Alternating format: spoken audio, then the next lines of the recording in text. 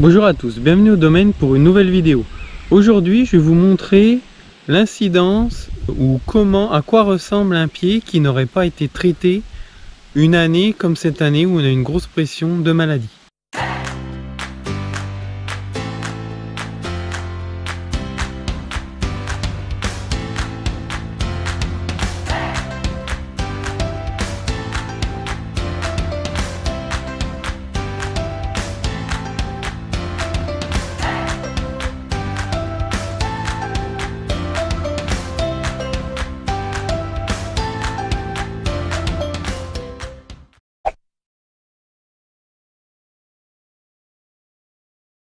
Alors oui, c'est vrai qu'on aura fait pas mal de vidéos sur les maladies, les produits phyto cette année. Mais pour deux raisons, ça fait 3 ans qu'on fait des vidéos sur la chaîne. Ça faisait 3 ans qu'on voulait vous présenter un petit peu ce thème sous différents angles. Donc cette année, on a quand même pris le temps de le faire. Et puis la deuxième raison, c'est que c'est une année assez particulière pour tout ce qui est maladie de feuillage. Mildiou et odium, on a quand même une grosse pression. Donc c'est le moment ou jamais de vous montrer les symptômes. Ce qui nous était pas arrivé d'avoir de tels symptômes depuis 3 ans qu'on vous fait des vidéos. Donc là on est sur une parcelle qu'on a sur le village de Royer. Alors c'est vraiment le cas le plus extrême que j'ai de destruction de feuillage et de récolte lié au mildiou cette année. Heureusement pour nous ça représente qu'une toute petite surface. Bon alors le feuillage il est marqué partout par le mildiou, Je vais pas revenir dessus, je vous mettrai la vidéo en vignette où on vous montre les dégâts un petit peu de cette année. Là c'est un rond, alors je sais pas si vous allez voir comme ça derrière moi, je vais vous le montrer avec d'autres plans. C'est ma sortie de rang d'enjambeur, c'est ces rangs là qui sont derrière moi, je remonte des rangs, je fais tout le temps le même passage, j'ai mes habitudes, mes rangs sont marqués, donc je prends tout le temps le même passage.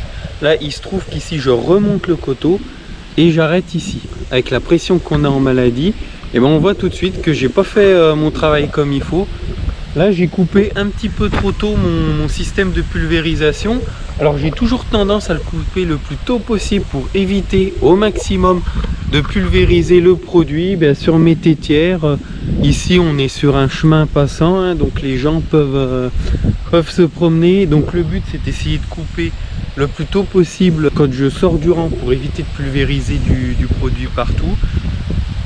Attention, je suis pas parfait, je dis pas que des fois ça m'arrive pas de me rater et de couper un petit peu trop tard et d'en mettre un petit peu sur mes tétières, voire avec les dérives un petit peu sur le chemin, ça peut arriver. Mais voilà, d'une manière générale, j'essaye de bien faire attention à ça. Et là, j'ai un petit peu trop fait attention à ça et j'ai coupé la pulvérisation un petit peu trop tôt.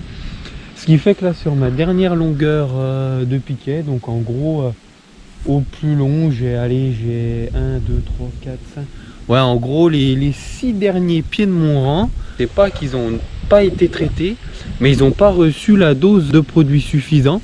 Alors, une année normale où il y a une pression des maladies qui est normale, ça ne pose pas beaucoup de problèmes, ça aurait marqué un petit peu le feuillage sans doute, mais sans toucher à la récolte. Bon là, une année comme cette année, j'avais pas le droit à l'erreur parce que c'est une année avec une grosse pression de mildiou. Là c'est le mildiou qui a été un gros problème sur ce coteau là. Et donc là, le fait d'avoir coupé trop tôt, j'ai pas eu soit il manque un petit peu la dose, je pense même c'est plutôt ça, c'est pas que j'ai pas du tout traité, ça a été traité, mais il n'y a pas eu la dose complète de produit. Ce qui fait que la dose était insuffisante pour limiter le développement du mildiou. Le but de cette vidéo, c'est de vous montrer concrètement à quoi ressembleraient les vignes si on ne traitait pas du tout. Peu importe les traitements, que ce soit en bio, en conventionnel ou voire même en biodynamie avec des décoctions de plantes, des choses comme ça. On aurait exactement le même souci si les vignes n'étaient pas du tout traitées, si on n'était pas intervenu d'une manière ou d'une autre. Donc là, ça vous montre bien qu'il est quand même indispensable, peu importe la méthode que l'on utilise, peu importe le type d'agriculture qu'on a. Voilà, ça vous montre concrètement des plants qui, alors ils n'ont pas complètement été traités, parce que j'ai sûrement dû me louper 1 ou 2 fois sur les 6 traitements, je ne me suis pas loupé non plus à chaque fois. Mais le peu de fois où je me suis loupé, c'était les fois de trop qui a fait que j'ai détruit, ça, le mildiou a pu me détruire le feuillage et la récolte. Allez, assez parlé, je vous montre ça. Donc là, je sais pas si on va bien voir à la caméra, mais ça correspond aux 7 rangs qui partent de là jusque là. Après le reste est bien plus vert, cette partie là, parce que c'est ma partie descendante et j'ai mis le canon juste quand il fallait. Voilà, donc là je vais m'approcher.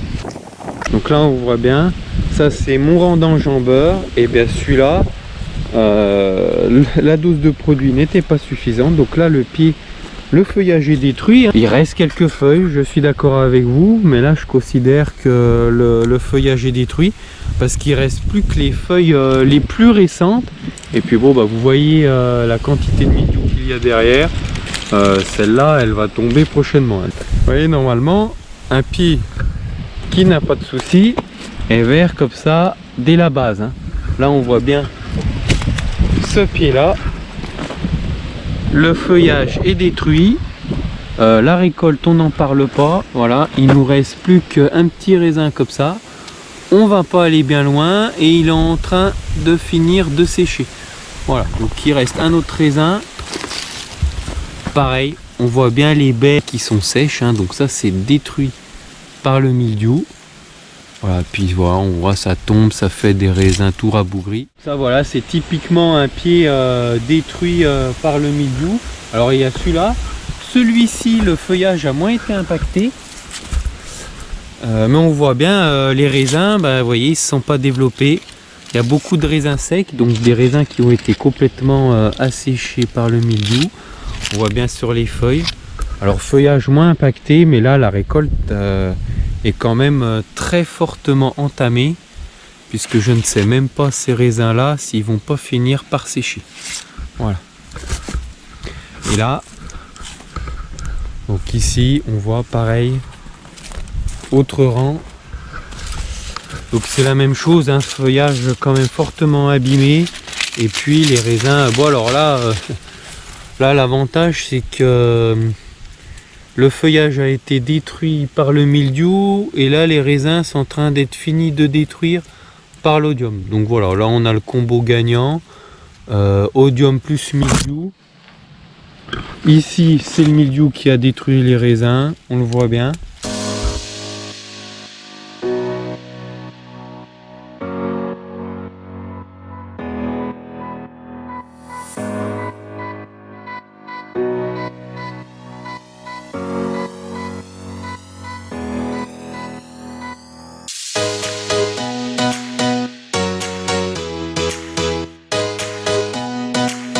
Donc voilà, c'était une courte vidéo juste pour vous montrer un cas extrême de ce qui peut se passer si on n'intervenait pas du tout à traiter la vigne, parce que là on est le 28 août, donc les maladies ont déjà bien avancé, c'est plus avancé par rapport aux vidéos qu'on a pu vous filmer précédemment.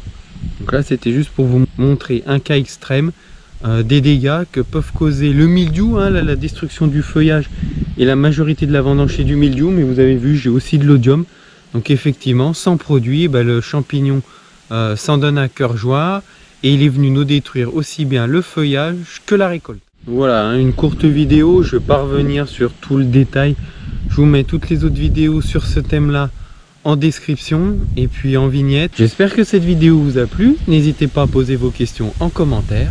À la prochaine au domaine.